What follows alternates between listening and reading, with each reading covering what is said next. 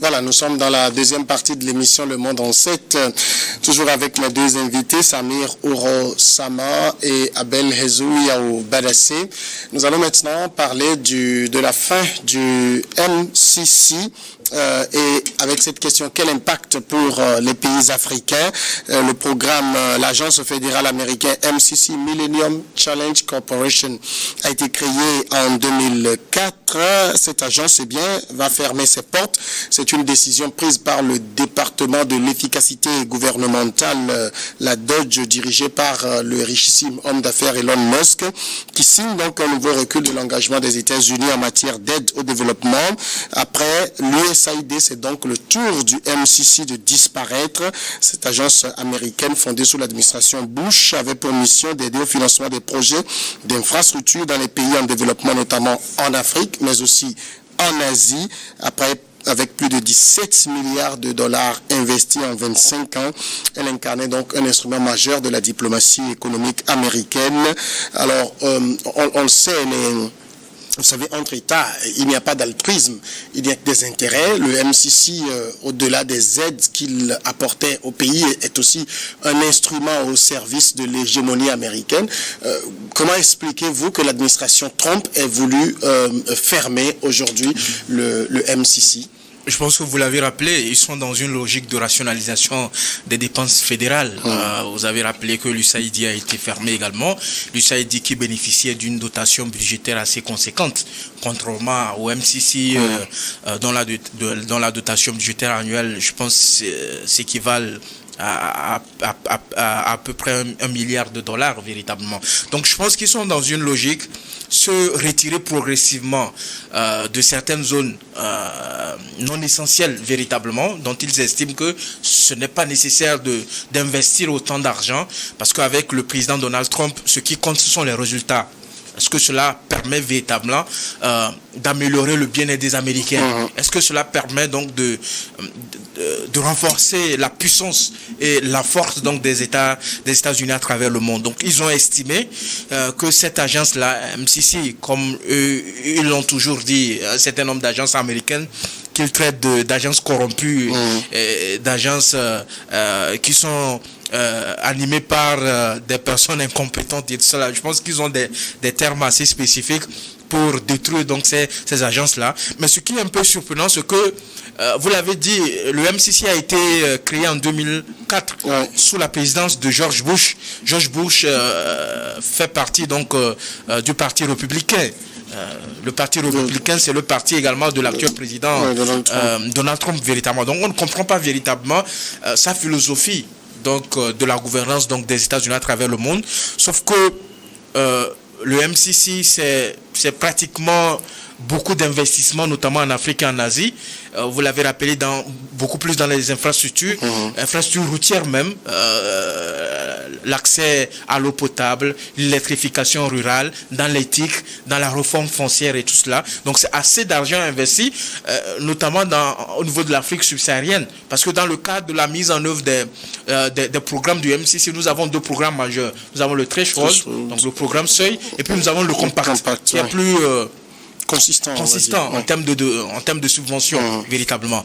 Mais ce qui est beaucoup plus intéressant, c'est que le MCC s'inscrit dans une approche conditionnelle. C'est-à-dire que pour pouvoir bénéficier de l'aide au développement américain, vous devez remplir un certain nombre de conditions, de critères, d'indicateurs. Donc dans le domaine de la démocratie, comme un examen, il y a des points qui sont attribués.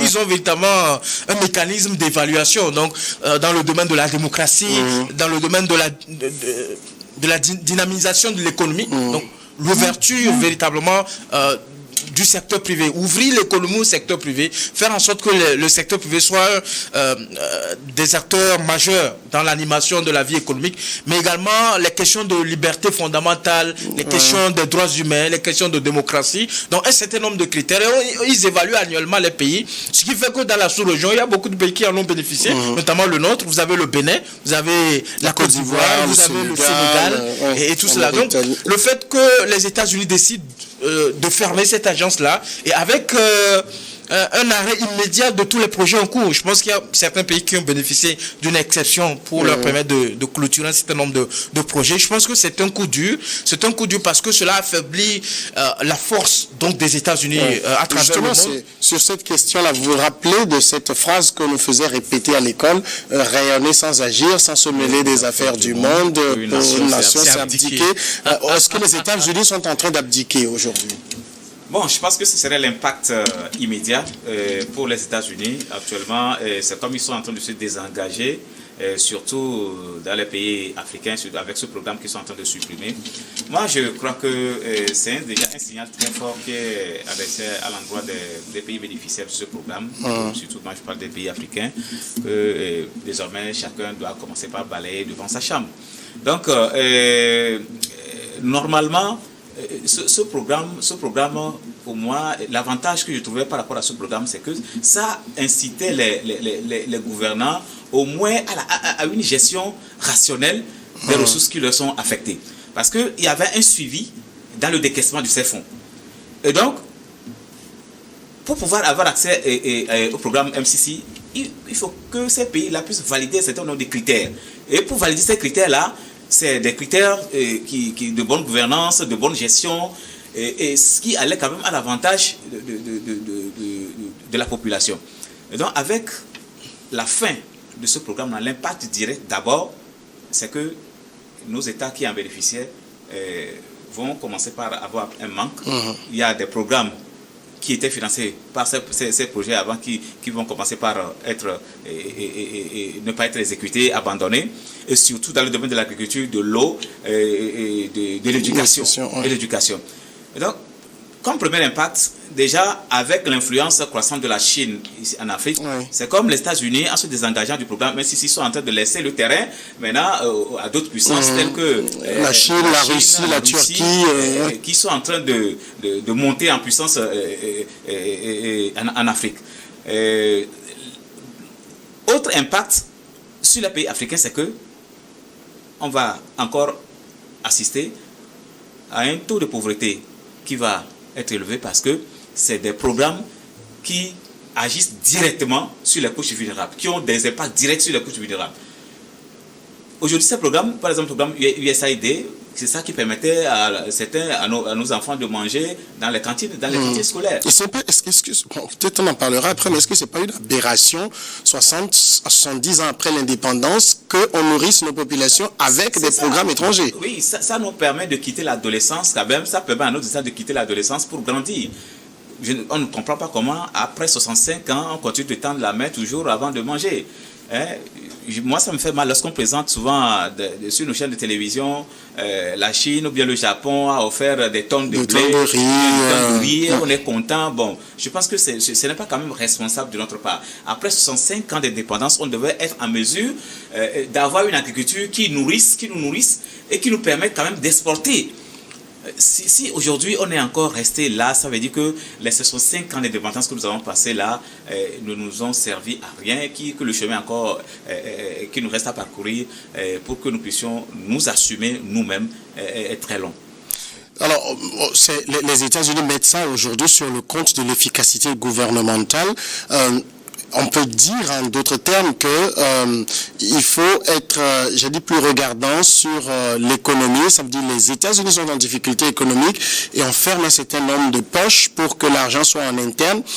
Que dire justement des pays bénéficiaires qui sont des pays véritablement, en tout cas économiquement, pas très à l'aise? Absolument, c'est-à-dire que quand vous regardez les pays où les États-Unis injectent donc ces ressources-là, vous comprenez que ce sont des pays dont les économies sont pour la majorité des économies informelles. Nous n'avons pas réussi véritablement à formaliser nos économies. Parce que quand vous formalisez l'économie, plus les contributions donc, des acteurs économiques est grande dans le budget de l'État. Ce qui fait qu'aujourd'hui, vous avez ces pays-là comme le Sénégal qui bénéficient donc de ces ressources-là pour reformer le secteur économique, améliorer l'eau et à l'électricité. Vous avez les pays comme le Togo qui bénéficient de ces ressources-là pour renforcer la concurrence au bénéfice des consommateurs, régulation indépendante et accès élargi dans le secteur d'éthique, par exemple, la réforme foncière et tout cela.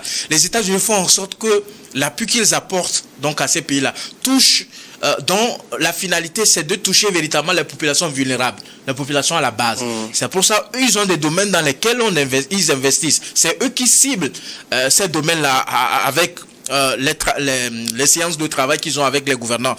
Pour la petite parenthèse, vous savez que il y a de cela quelques mois, le Togo avait écrit au MCC pour que la participation du Togo au processus de sélection du programme Compact soit suspendue parce que le Togo a estimé que la priorité pour le pays, c'est de faire en sorte qu'on puisse prendre en compte l'aspect de sécurité dans les savanes, parce que l'aspect d'insécurité, l'aspect de lutte contre le terrorisme et le djihadisme. Les États-Unis ont dit non, ça ne fait pas partie de nos priorités. C'est celui qui donne l'argent qui détermine les domaines dans lesquels l'argent doit aller véritablement. Donc ce n'est pas... le Togo est dans une approche d'ouverture avec tous les partenaires au développement. Le Togo ne se ferme pas à un partenaire. Contrairement à ce que certains journalistes ont pu raconter que le chef de l'État a été prévoyant, certains jeunes qui se promènent également sur TikTok et racontent de n'importe quoi véritablement, le Togo ne s'est pas fermé au MCC. La preuve, c'est que nous avons actuellement le threshold qui est mis en œuvre avec l'argent américain. Donc vous comprenez que ce sont des appuis qui touchent véritablement les populations à la base. Vous voyez? Donc, c'est vrai, les États-Unis disent que c'est pour rationaliser les dépenses fédérales, sauf que jusqu'alors, Donald Trump a dit qu'il dira comment redistribuer ces ressources-là. Jusqu'alors, il n'y a pas de politique pour redistribuer tout l'argent qui s'estompe véritablement, qu'on arrête donc de donner à ces agences américaines. C'est déplorable, comme mon co-débatteur l'a dit. Les États-Unis symbolisent la puissance à travers le monde. Non seulement une puissance économique, une puissance militaire, véritablement une grande puissance. Aujourd'hui, ils ont un challenger. Eux, les pays comme la Chine, comme la Russie, comme la Turquie ne conditionnent pas leur aide. Ils sont là pour faire des affaires. Que vous soyez un pays qui est démocratique, qui respecte les droits humains, eux, ils s'en foutent de cela. Du moment où ils arrivent à faire des affaires avec vous, et donc ça ne leur dérange pas. Donc, le plus perdant sont les populations de ces pays-là, parce que au moins avec l'appui des États-Unis, avec une approche conditionnelle, il y a des améliorations qu'on voyait de part et d'autre. Et ça permettait véritablement de régler un certain nombre de problèmes. Et en le faisant, les États-Unis en bénéficient parce que ça renforce leur sécurité, leur stabilité. Aujourd'hui, ils sont envahis par les migrants. Les gens rentrent aux États-Unis de façon clandestine, véritablement. Donc, tous ces appuis-là, c'est faire en sorte que nos États, à un moment donné, puissent créer des emplois. Parce que ces appuis-là créent des emplois, véritablement. Et donc, de faire en sorte que nos pays puissent créer des emplois, qu'on puisse absorber, donc, les jeunes qui sortent donc de nos écoles et tout cela, répondre aux besoins élémentaires, en eau, en électricité, en infrastructure rurale. Et tout ça là va manquer véritablement. Et ça relance le débat avec le déficit de mobilisation des ressources dont fait face donc nos États. Où est-ce que les États vont trouver des ressources supplémentaires pour boucler ces projets stratégiques? Alors justement, quel est le message que les pays bénéficiaires, notamment les États africains, doivent tirer aujourd'hui? Parce qu'il y a eu l'USAID, il y a aujourd'hui le MCC. On ne sait pas demain si le GIZ est également fermé, si l'AFD est fermé, si les institutions onusiennes sont fermées. Quelles leçons les pays africains doivent tirer de tout cela? Je crois que la première leçon qu'on doit tirer, c'est que les pays africains doivent apprendre à se prendre en charge eux-mêmes. Au lieu de continuer par tendre la main aux Occidentaux ou bien à l'extérieur pour pouvoir peut-être avoir à manger, les pays africains doivent véritablement travailler. Travailler signifie lutter contre la corruption à l'interne. Je crois que ces pays africains qui bénéficient de ces différents programmes américains ne sont pas des pays quand même pauvres. Lorsque vous voyez les ressources dont regorgent ces pays-là, si ces ressources étaient mieux gérées, de façon rationnelle, si la corruption était combattue, je crois que des ressources suffisantes allaient être dégagées pour couvrir tous ces programmes-là que l'argent américain vient couvrir dans nos pays. Donc, c'est la première leçon.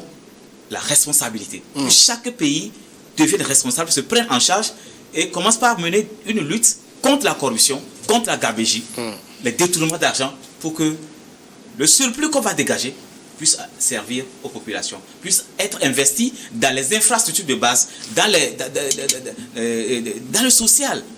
Sinon, ce n'est pas que ces pays-là n'ont pas de moyens. Il y a des moyens dans ces pays, mais seulement que la mauvaise gouvernance fait que nous continuons toujours pas tendre la main. Et ce n'est pas efficace. Je voudrais ajouter quelques petits éléments.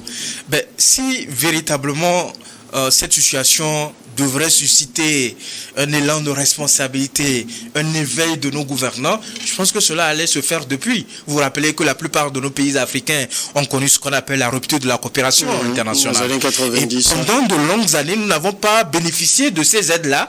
Nous n'avons pas également bénéficié donc des investissements. Des investissements donc de ces pays-là, donc les investisseurs privés qui viennent dans nos pays pour mettre en valeur un certain nombre de nos richesses. Et vous savez la souffrance que cela a entraîné, notamment au sein donc de nos populations. C'est pour dire qu'en réalité, nous n'avons pas dans notre contexte africain cette culture-là de faire en sorte que nous soyons autonomes. Il fut un moment donné où certains pays, même pour organiser les élections, ils doivent tendre la main à l'étranger. Ce qui a été fait, ce qui est le cas par exemple de la République démocratique du Congo, ce qui a été le cas à un moment donné pour notre pays, le Togo. Sauf que depuis un bon moment, le Togo a décidé d'organiser les élections sur fonds propres et on ressent l'impact de cela. On ressent cela. Donc en réalité, les véritables défis, et moi je suis un peu déçu donc de cette situation parce qu'en réalité, cela poussait un certain nombre de pays à faire des réformes dans divers secteurs. La question de la corruption. Vous savez, dans la plupart des pays africains, n'eût été ces aides au développement des partenaires au développement, il y a certaines institutions qui n'allaient pas avoir lieu. Les institutions de lutte contre la corruption, par exemple, il y a certaines réformes où il y a un certain nombre de textes de loi. Vous savez, c'est un peu ahurissant parce que quand vous prenez un certain nombre de pays, il y a des lois qui sont préparées, il y a des textes de loi qui sont préparés, il y a des actes réglementaires qui sont préparés et qui sont laissés comme ça. Il suffit qu'on dise qu'il y a de l'argent à aller prendre dans la Banque mondiale et qu'il faut faire en sorte qu'on puisse adopter ça dans un délai. Vous allez les voir courir de gauche à droite pour adopter ces textes-là. On dit non, il faut mettre en œuvre les structures et tout ça là. Ils se bousculent pour mettre tout cela en œuvre. Mais tout ça là, ça doit cesser. On doit pouvoir faire en sorte que nous ne puissions pas attendre nous ne puissions pas attendre le poids donc de l'extérieur, la pression donc de l'extérieur pour pouvoir faire ce qui peut améliorer les conditions de vie. Ce que vous dites là, c'est une question que moi j'avais posée une fois, je me rappelle, lors de la présentation des résultats afin que le Togo engrangeait pour bénéficier d'un nouveau threshold.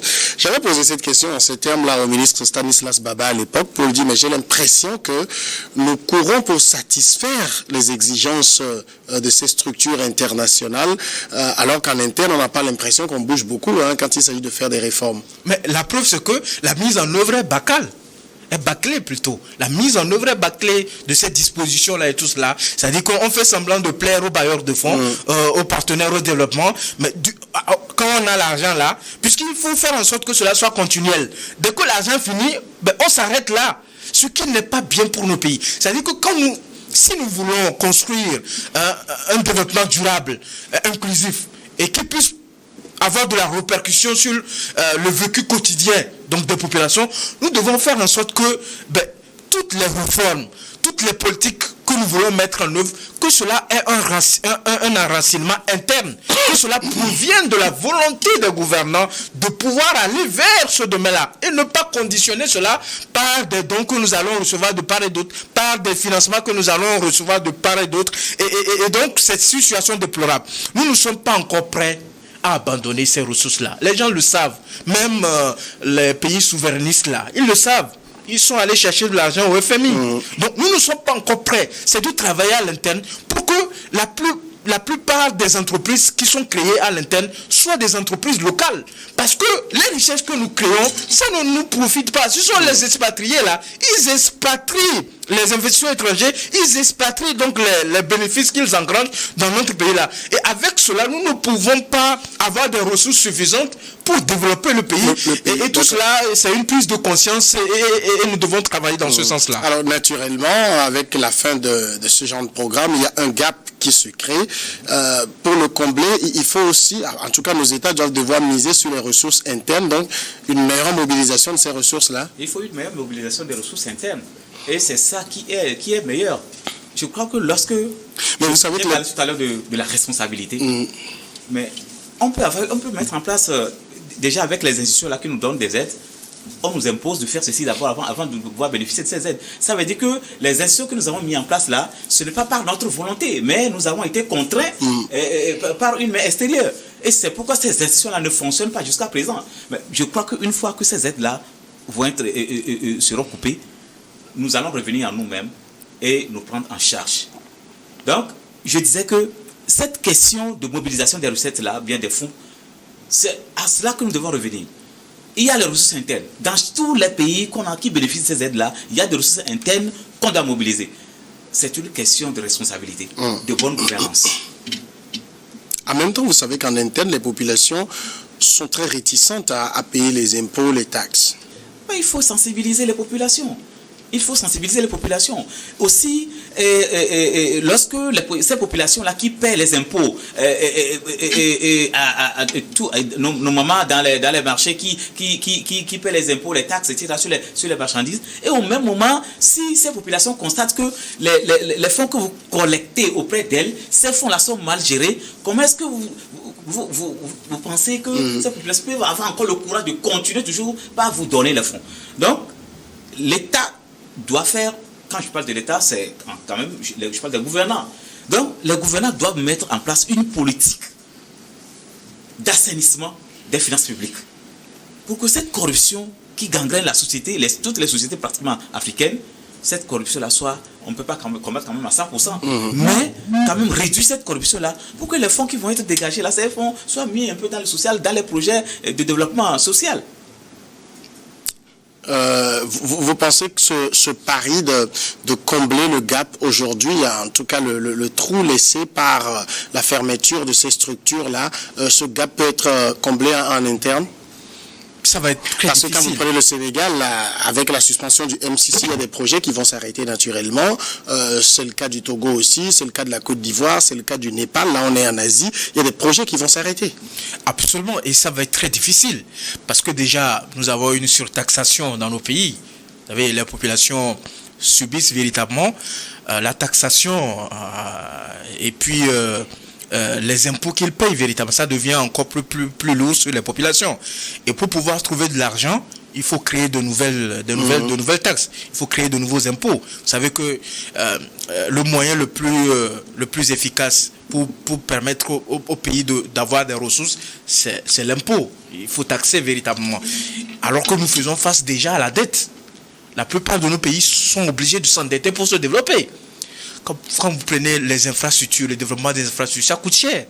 Nos ressources ne nous permettent pas véritablement de faire face à ces dépenses-là. Donc nous sommes obligés d'aller chercher de l'argent. La plupart de nos pays, quand vous prenez l'Afrique francophone subsaharienne, nous sommes obligés d'aller chercher de l'argent à l'extérieur pour pouvoir développer donc nos pays. Donc quand vous avez des économies comme ça, qui ne se suffisent pas à elles-mêmes, ils sont obligés d'aller s'endetter pour pouvoir... se développer véritablement, et malgré ça, ça se sent parce que les attentes et les défis sont énormes sur le terrain. Et dire aujourd'hui qu'il y a une coupure de ces ressources-là qui permettaient de boucler un certain nombre de projets stratégiques. Quand je parle de projets stratégiques, c'est des projets dans des secteurs vitaux. La question de l'éducation, la question foncière, la question de l'eau, la question de l'électrification sont des sujets intéressants, sont des sujets et des secteurs qui sont propices donc au bien-être donc des populations. Donc ça va être très compliqué Ça va être très compliqué. On est obligé de sacrifier un certain nombre de domaines parce que peut-être qu'on sera obligé encore de surtaxer. Ça va être très lourd à porter par les populations. Et moi, je l'ai toujours dit, pour faire en sorte qu'on ait toujours qu'on ait des ressources supplémentaires, il faut faire en sorte que l'économie soit une économie locale. Que l'économie soit contrôlée par les nationaux, les grandes entreprises. Quand vous prenez le pays africain, les grandes entreprises sont des entreprises étrangères.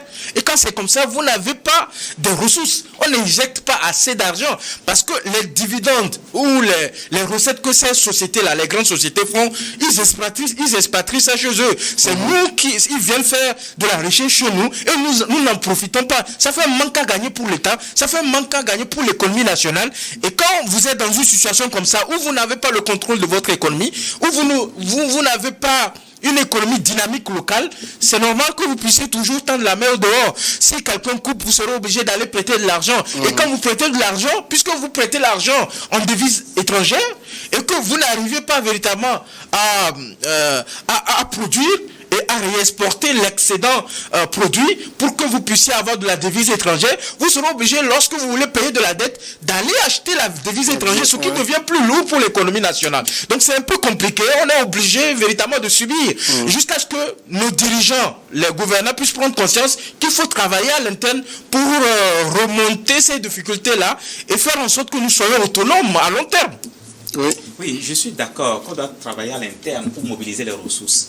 Mais au même moment que nous mobilisons les ressources à l'interne, lorsque nous disons qu'il n'y a pas de moyens quand même, et vous voyez des individus qui se tapent 1 milliard pour se distribuer comme prime d'incitation. Vous voyez des individus qui détournent, par exemple, je prends le cas du Togo, la route Lomé-Vogan. Vous avez vu le scandale, mais jusqu'à présent, où est le résultat? Lorsque, en 2017, nous avons une délégation de diplomates togolais qui sont allés aux Nations Unies prendre des hôtels à 4 millions la nuitée. On va nous dire qu'il n'y a pas de moyens. Lorsque, actuellement, on a toute l'économie du Togo est laissée dans les mains des étrangers, comme mon co-débatteur vient de le dire. Les Libanais, les Nigérians, ils ont pris en otage notre économie.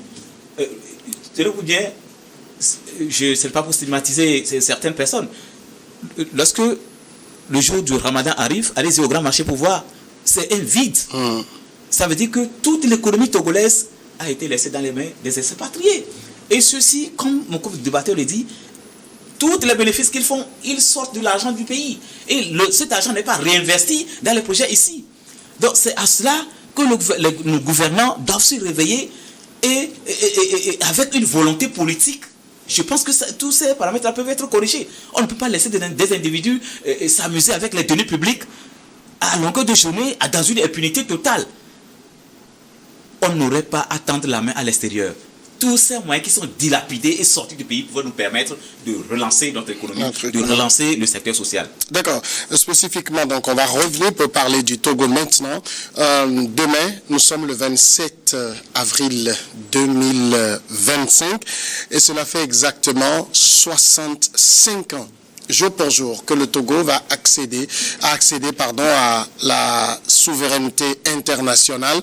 La déclaration d'indépendance avait été proclamée par celui qui était alors Premier ministre, qui deviendra après Premier président du Togo, Sylvanus Olympio. 65 ans après, où est-ce qu'on en est? On va en parler tout à l'heure, mais avec une question. Abel Hezou Yaoubadassé, est-ce que 65 ans après, on est fier d'être Togolais? J'interroge le politique que vous êtes. Je vais dire oui, je suis fier d'être Togolais.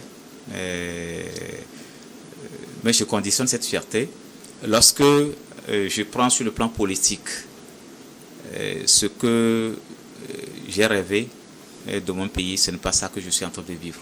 65 ans, nous avons stagné sur le plan politique. Rien n'a marché, mais je crois que en tant que citoyen aujourd'hui, je suis fier parce que 65 ans, ce n'est pas petit.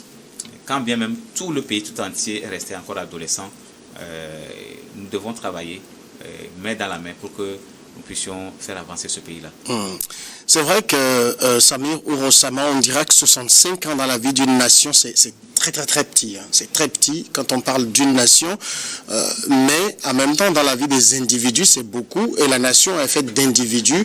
Est-ce que 65 ans après, on a de la fierté pour le pays? Ben écoutez, Samuel, je pense que lorsqu'on appartient à un pays comme le nôtre, un pays qui se cherche, parce que là, nous ne sommes pas encore arrivés là où nous voudrons arriver, et les autorités en place sont conscients des défis et les réalités que nous vivons véritablement. Mais je pense, et je suis convaincu que lorsqu'on fait un voyage, qu'on parcourt un si long chemin, les 65 ans, je pense qu'il est important à ces occasions-là de pouvoir s'arrêter, d'évaluer le chemin parcouru, de voir quels sont les succès enregistrés, quelles sont les réussites, et de voir comment est-ce qu'on peut consolider ces acquis-là et renforcer l'unité nationale autour des défis et enjeux.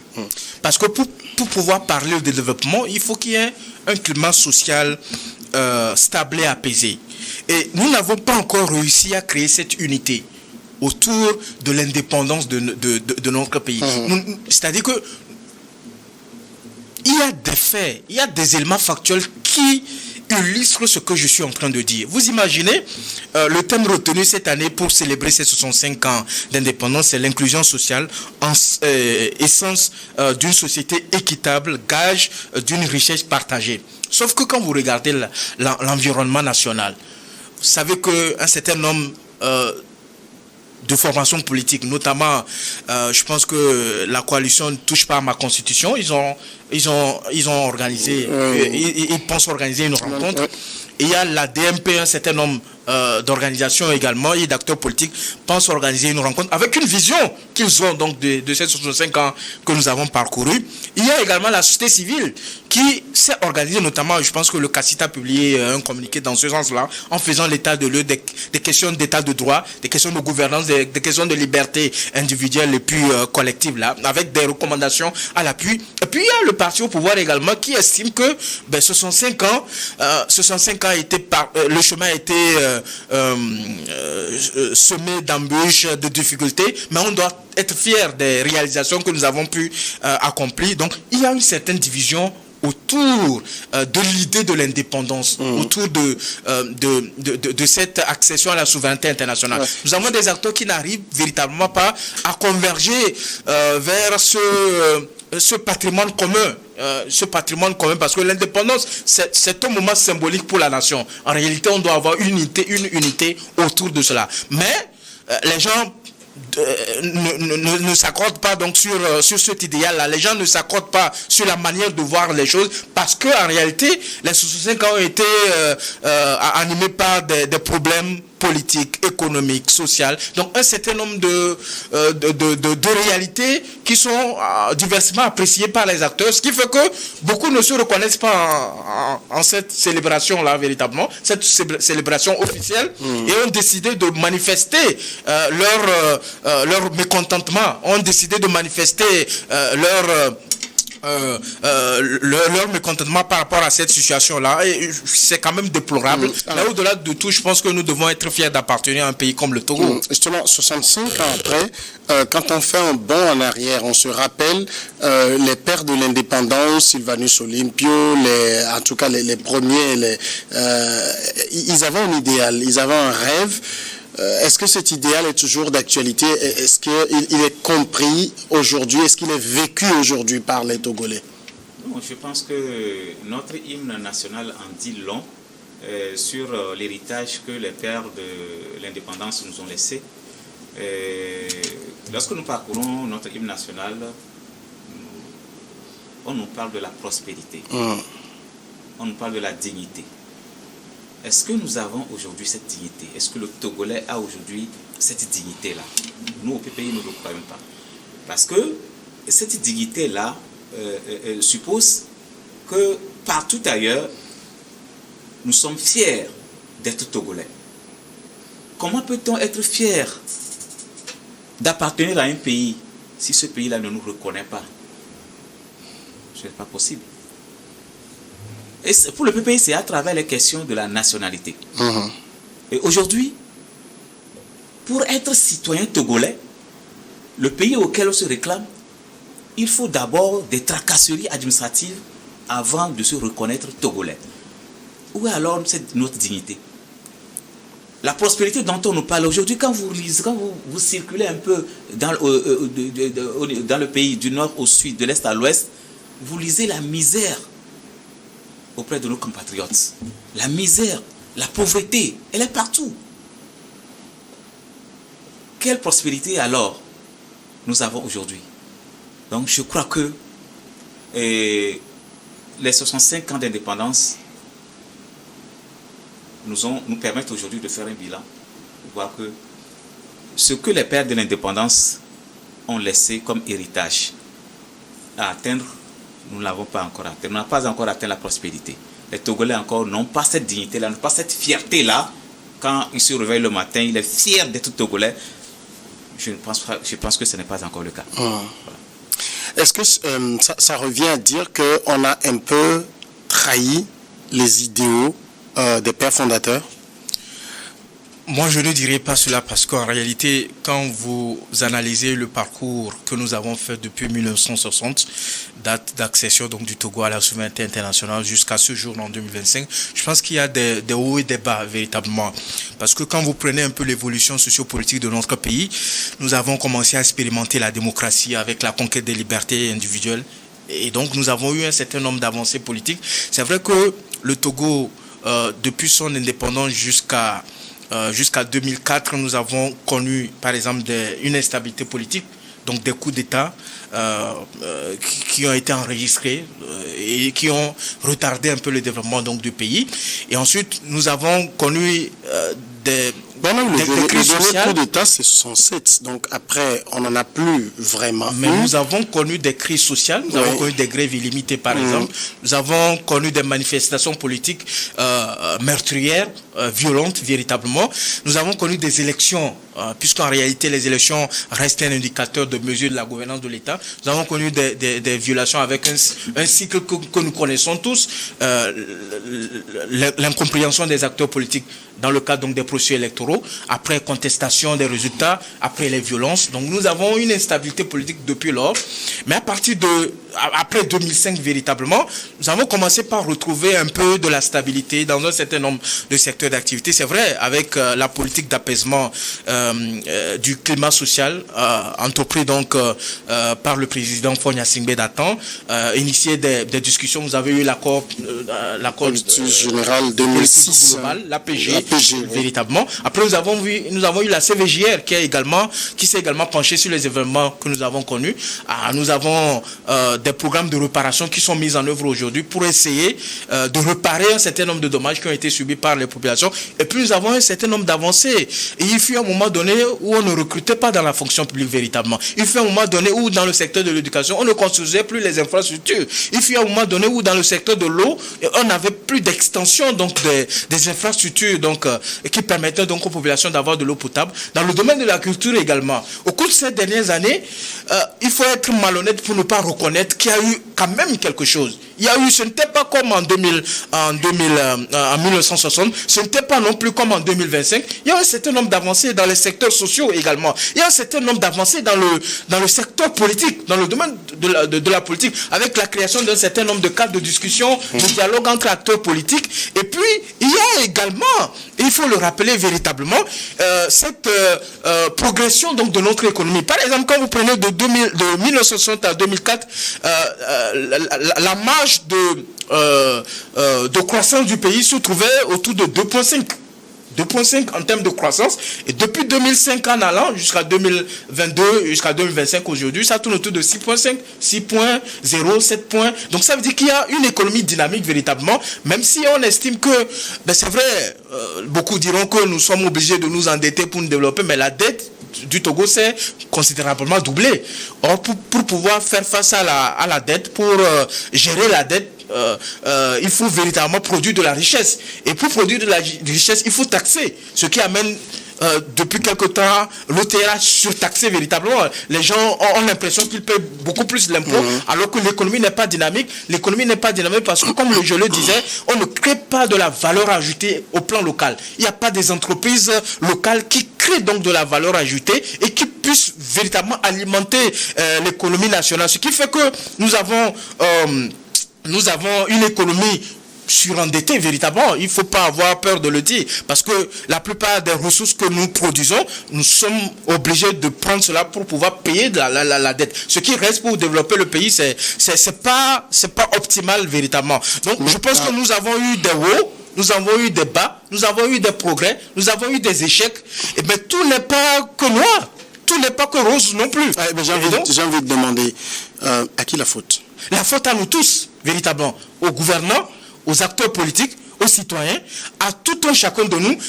À un moment donné de notre histoire, nous avons eu à commettre un certain nombre d'erreurs. Chacun ce qui le concerne, dans son domaine d'activité, dans son secteur d'activité, dans sa communauté, tout cela. Et nous devons tous assumer cette responsabilité-là. Même si on peut dire que ceux qui ont eu à un moment donné la chance de servir l'État à travers les institutions de la République ont une grande responsabilité, parce que c'est eux qui avaient la responsabilité de gérer les ressources du pays. Et donc si nous sommes là aujourd'hui avec les défis, avec les enjeux que nous devons relever, c'est en grande partie c'est en grande partie de la responsabilité de ceux qui nous devons travailler à relever ces défis, ces enjeux. Et ceux-là, comme dirait l'autre, n'ont pas véritablement beaucoup bougé depuis lors. Sur les 65 ans, certains estiment qu'il y a un même parti qui gouverne depuis plus longtemps que tous les autres, et donc c'est à lui d'assumer la responsabilité historique de là où on en est aujourd'hui. La grande responsabilité, c'est au système en place qui nous dirige depuis 1967, parce que le pouvoir n'a pas véritablement changé. Et c'est toujours les mêmes personnes que nous avons vues depuis les années 67 jusqu'au jour d'aujourd'hui, c'est les mêmes personnes. Donc, s'il faut parler de responsabilité, l'État, bien le système en place, je ne dirais pas l'entière responsabilité, mais la grande partie de la responsabilité. Nous, les acteurs politiques, c'est vrai que même si nous avons commis des erreurs par le passé, c'est le gouvernement qui a la responsabilité de mettre les Togolais dans des conditions idéales, de mettre les Togolais à l'aise pour que chaque Togolais puisse avoir le minimum. Si aujourd'hui, le Togolais difficilement arrive à manger 3 fois par jour, c'est vrai que les indicateurs qu'on a, c'est des indicateurs macroéconomiques qui n'ont rien à voir avec le panier de la ménagère. On peut avoir des croissances à 2, 3, 4 chiffres. Mais qu'est-ce qui a changé véritablement dans le panier de la ménagère? C'est de ça qu'il s'agit. Donc, après les 65 ans d'indépendance aujourd'hui, nous devons faire une introspection. Qu'est-ce qui n'a pas marché? Qu'est-ce qui n'a pas marché? Moi, je crois que sur le plan politique, c'est vrai que depuis 2005, avec l'avènement de Faure Gnassingbé, sur fond de crise, il y a eu quand même des réformes qui ont été entreprises. Et ces réformes-là, sur le plan politique, économique, ont amené tant soit peu une amélioration. Mais nous pensons que le système pouvait faire plus que cela. Là où nous attendons le régime aujourd'hui, c'est sur le plan de la corruption. Et nous ne comprenons pas comment est-ce qu'il y a des acteurs, bien des citoyens, dont tout le monde reconnaît qu'ils sont coupables de détournement, qu'ils sont coupables de corruption. Et c'est ces citoyens-là qu'on choisit pour faire la promotion. Mais cela veut dire que c'est l'État, bien c'est le régime en place qui cautionne alors cette corruption. Donc, pour dire que le bilan qu'il faut faire aujourd'hui, on ne va pas imputer la responsabilité à 100% à nos gouvernements, mais c'est à eux. Pour le moment, c'est eux qui tiennent les manettes du pouvoir. Si le PPI était au pouvoir, on allait dire alors, vous n'avez pas, c'est votre politique que vous avez mis en place. Et cette politique-là, c'est ça qui donne le résultat maintenant sur la population. C'est le système, le même système qui nous a régenté depuis plus de 60 ans. Alors, une question maintenant. Il nous reste 5 minutes pour finir. Aujourd'hui, on parle de 65 ans. Mais la question, où va-t-on? Est-ce qu'on sait là où l'avion ou le bateau, selon qu'on veut l'appeler, Togo, est en train d'aller? Est-ce qu'on peut se projeter aujourd'hui? Ben écoutez Samuel, ce qui est certain et sûr, c'est que nous avons des défis et des attentes à relever. Vous savez que beaucoup reste à faire dans beaucoup de secteurs, dans les domaines sociaux, sur le plan politique. Il y a des réformes à faire véritablement. Moi, je suis de ceux qui pensent que l'alternance n'est pas un critère de développement d'un pays. On peut ne pas avoir l'alternance et travailler au développement du pays. On peut aussi l'avoir et travailler. On peut l'avoir et développer l'expérience. Le Sénégal, ils font très belle alternance. Le Ghana fait très belle alternance. Ils se développent aussi. Hein. Mais ils font l'alternance, mais le développement n'est pas encore là où ils voudraient que le développement soit. Même chose que nous ne faisons pas l'alternance. Donc je pense que ça reste un débat d'idées et d'idéologie véritablement. Ce dont on est sûr, c'est que entre vous et moi aujourd'hui, on est sûr que le président togolais ne peut plus être convoqué à l'Élysée ou recevoir des injonctions venant de Paris. Bon, ça c'est eux qui voulaient avant, et c'est eux-mêmes qui se prêtaient à ce jeu, parce qu'à l'époque ils étaient très mal élus, donc il fallait qu'ils fassent allégeance pour être là. Parce qu'à l'époque c'était dans un contexte réel. Nous étions dans un contexte. Donc, il faut véritablement reconnaître qu'aujourd'hui, ce n'est plus le cas véritablement. Il y a une avancée dans ce sens-là. Et donc, il y a énormément de choses à faire. Et pour le faire, il faut avoir un climat social apaisé, stable, penser au développement, au lieu d'injecter le peu de ressources que nous avons à régler les problèmes. Ma question est spécifique. Est-ce qu'on sait où on nous mène? On sait où nous allons. Les Togolais savent où nous allons. Parce que moi, je pense qu'au-delà de nos divergences d'opinion ou d'appartenance politique, nous avons un bien commun. C'est le Togo. Et nous devons faire en sorte que sa stabilité, son unité, sa prospérité puissent guider donc l'action de chacun de nous. Il ne faut pas penser que c'est juste les gouvernants qui doivent véritablement faire le travail. Et toutes les situations comptent véritablement. Donc nous avons les familles, les services publics, les ateliers, c'est-à-dire les artisans, les champs, c'est-à-dire que les agriculteurs, les écoles, les marchés, chaque geste, aussi modeste soit-il, participe à la construction d'une société plus juste, plus solidaire, plus performante. Je pense qu'il est impératif de rejeter la violence. La violence ne règle aucun problème. L'ethnocentrisme, la corruption, la discrimination. L'État doit rester ferme. L'État doit rester ferme. Je pense que c'est de la responsabilité de l'État. L'État doit rester ferme sur ses principes, tout en renforçant la liberté d'expression. Il faut ouvrir l'espace civique. Il faut que les gens, quand ils ne sont pas d'accord, puissent dire que nous ne sommes pas d'accord dans le respect de la loi et des institutions. Car il n'y a pas de république viable que lorsque les droits sont protégés et les devoirs qui sont assumés par les citoyens. Abel Badassé, au PPI, est-ce qu'on a une lisibilité de là où on va? Jusqu'à présent, lorsque vous suivez les acteurs politiques, bon, surtout les acteurs politiques, ceux qui sont au pouvoir, ceux qui ont la manette du pouvoir, lorsque vous les suivez, je pense que nous avons encore pour longtemps pour que le Togolais puisse rêver à une alternance dans ce pays. Parce que je prends 2012, lorsqu'il s'agissait du protocole additionnel de la CEDEAO pour la limitation du mandat, le Togo et la Gambie avaient dit non. En 2019, le Togo avait changé sa constitution le 10 mai en votant pour une limitation du mandat à 2. Mais tout en précisant que le mandat en cours et les mandats passés ne faisaient pas partie. Maintenant, 2022, la CEDEAO revient avec la limitation de mandat encore. Et c'est le Togo, curieusement, c'est le Togo qui venait de limiter le mandat à 2 en 2019, qui refuse en 2022, ou bien qui émet des réserves en 2022 par rapport au protocole d'addition de la CEDEAO. Mais c'est une duplicité. Et voilà que 2024, on nous sort encore une nouvelle constitution. Mais c'est-à-dire qu'actuellement, les Togolais sont embrouillés. Mon souhait est que la classe politique dirigeante aujourd'hui puisse ouvrir les débats. Que la classe politique, que ce soit de l'opposition ou du pouvoir, s'asseye pour discuter. Ce n'est pas pour revenir encore sur la Constitution parce que c'est déjà passé, mais pour voir où est-ce que nous mettons le bateau Togo. Il y a le CPC. Il y a le CPC. Le CPC, c'est un groupe de personnes, je ne sais pas, ils se rassemblent seulement là-bas, je ne sais pas de quoi ils discutent au CPC. Mais c'est eux qui sont les acteurs de cette nouvelle constitution. C'est les partis politiques qui ont participé aux dernières élections qui sont convoqués au CPC. C'est vrai que c'est eux, mais par rapport à ce qu'ils se disent là-bas, qu'est-ce que nous voyons de concret sur le terrain? Qu'est-ce qui a changé dans les attentes du Togolais? Qu'est-ce qui a changé? Rien n'a changé. C'est toujours, aujourd'hui nous sommes partis à ce que ce pouvoir-là soit conservé pendant longtemps par le régime en place. En tout cas, affaire à suivre. Merci Abel Hezouya Badassé.